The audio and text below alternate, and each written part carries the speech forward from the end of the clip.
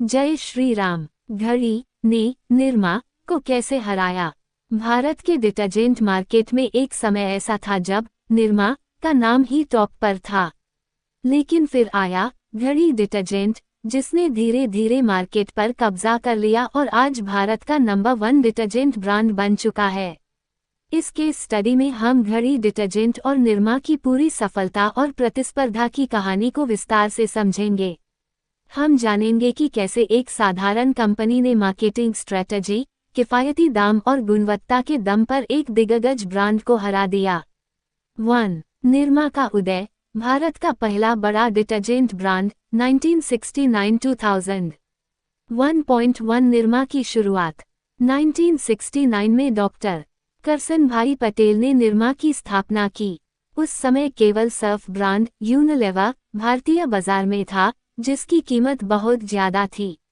करसन भाई पटेल ने सस्ता लेकिन अच्छा डिटर्जेंट पाउडर बनाने का फैसला किया। 3 रुपीस प्रति किलो की कीमत पर निरमा ने भारतीय मध्यम वर्ग को एक सस्ता विकल्प दिया। 1.2 निरमा की marketing strategy. Nirma washing powder Nirma, इस जिंगल ने पूरे भारत में धूम मचा दी। निरमा का सीधा मुकाबला सर्फ से था, लेकिन कम कीमत के कारण ये तेजी से फैला। 1980 और 1990 के दशक तक निरमा ने भारत में डिटर्जेंट बाजार का 60% हिस्सा कब्जे में ले लिया। 1.3 निरमा का दबदबा। 2000 तक निरमा भारत का नंबर 1 डिटर्जेंट ब्रांड था। लेकिन यहीं से एक नई चुनौती की शुरुआत हुई, घड़ी डिटर्जेंट। 2. घड़ी डिटर्जेंट की शुरुआत। एक नया खिलाड़ी। 1987-2005। 2.1 एमपी गुप्ता का सफर। घड़ी डिटर्जेंट की स्थापना 1987 में एमपी गुप्ता द्वारा कानपुर, उत्तर प्रदेश में की गई। शुरुआती दिनों में ये लोकल मार्केट तक ही सीमित था। 2000 के दशक में कंपनी ने विस्तार करना शुरू किया। 2.2 निरमा बनाम घड़ी, पहली लड़ाई। निरमा ने 1980-90 में जो रणनीति अपनाई थी, वही घड़ी ने 2000 के दशक में अपनाई। निरमा 15 रुपीस -20 रुपीस प्रति किलो था, लेकिन घड़ी इसे और भी कम 13 रुपीस -15 रुपीस प्रति किलो में बेच रहा था। धीरे धीरे उत्तर भारत के छोटे शहरों और गांवों में घड़ी की पकड़ मजबूत होने लगी। 3. घड़ी डिटर्जेंट का उदय। निरमा को चुनौती। 2005-2015। 3.1 अग्रेसिव प्राइसिंग स्ट्रैटेजी, कम कीमत, ज्यादा ग्राहक। घड़ी डिटर्जेंट निरमा से भी सस्ता था। कम दाम पर अच्छी क्वालिटी होने के कारण ये गांवों और छोटे शहरों में तेजी से फैल गया। 3.2 सुपर डिस्ट्रीब्यूशन नेटवर्क। घड़ी ने सीधे छोटे शहरों और गांवों तक सप्लाई चेन को मजबूत किया। कंपनी ने मल्टी लेवल डिस्ट्रीब्यूशन अपनाया, जिससे हर ग्राहक तक प्रोडक्ट आसानी से पहुंचा। 3. पलट के देखिए, आइकॉनिक टैगलाइन। घड़ी डिटर्जेंट ने 2005-2010 में पलट के देखिए टैगलाइन के साथ जबरदस्त विज्ञापन किए। ब्रांड की पहचान तेजी से बढ़ी और ग्राहक निरमा से घड़ी की ओर शिफ्ट होने लगे। 4. घड़ी की सफलता और निरमा का पतन। 2015-2024। 4.1 बाजार में हिस्सेदारी की लड़ाई। 2012 तक घड़ी ने निरमा को पीछे छोड़ दिया और भारत का सबसे ज्यादा बिकने वाला डिटर्जेंट बन गया। 2015 तक घड़ी डिटर्जेंट का मार्केट शेयर 29% से ज्यादा हो गया, जबकि निरमा गिरकर 10% पर आ गया। 4.2 डिजिटल युग और ब्रांड रीइन्वेंशन। घड़ी ने ई-कॉमर्स और डिजिटल प्लेटफॉर्म पर खुद को मजबूत किया। वहीं निरमा नई पीढ़ी को आकर्षित करने में नाकाम रही।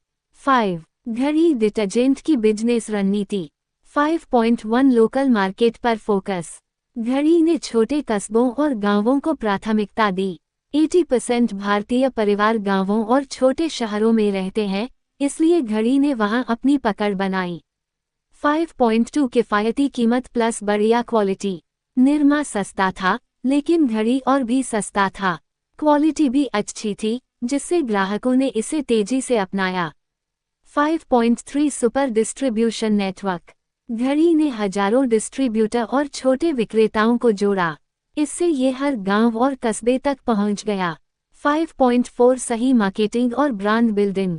पलट के देखिए, टैगलाइन सीधे ग्राहकों के दिमाग में बैठ गई। विज्ञापनों में आम लोगों को दिखाया गया, जिससे ये ज्यादा रिलेटेबल बना। 6. घड़ी डिटर्जेंट का भविष्य 2024 और आगे। 6.1 प्रीमियम सेगमेंट में प्रवेश। घड़ी अब सर्फ और टाइड को टक्कर देने के लिए प्रीमियम डिटर्जेंट मार्केट में कदम रख रहा है। 6.2 डिजिटल और ऑनलाइन सेल्स पर फोकस। कंपनी अब अमेज़न, फ्लिपकार्ट और डिजिटल प्लेटफॉर्म पर अपने उत्पादों की बिक्री बढ़ा रही है। 6.3 इंटरनेशनल एक्सपेंशन। घड़ी अब नेपाल, बांग्लादेश, श्रीलंका और अफ्रीका जैसे देशों में विस्तार करने की योजना बना रही है। 7. घड़ी की सफलता से सीखने योग्य बातें। 1. बाजार की जरूरत को समझें। घड़ी ने भारतीय ग्राहकों की जरूरतों को समझकर सही प्रोडक्ट लॉन्च किया। 2. कम कीमत प्लस अच्छी क्वालिटी इक्वल्स जबरदस्त बिक्री। ग्राहकों को पैसे की सही कीमत देने से वे लंबे समय तक ब्रांड से जुड़े रहते हैं। 3. मजबूत डिस्ट्रीब्यूशन नेटवर्क।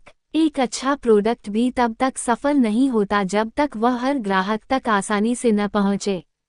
4. सही मार्केटिंग और ब्रांडिंग। पलट के देखिए, जैसी एक सिंपल टैगलाइन ने घड़ी को पूरे भारत में पहचान दिलाई।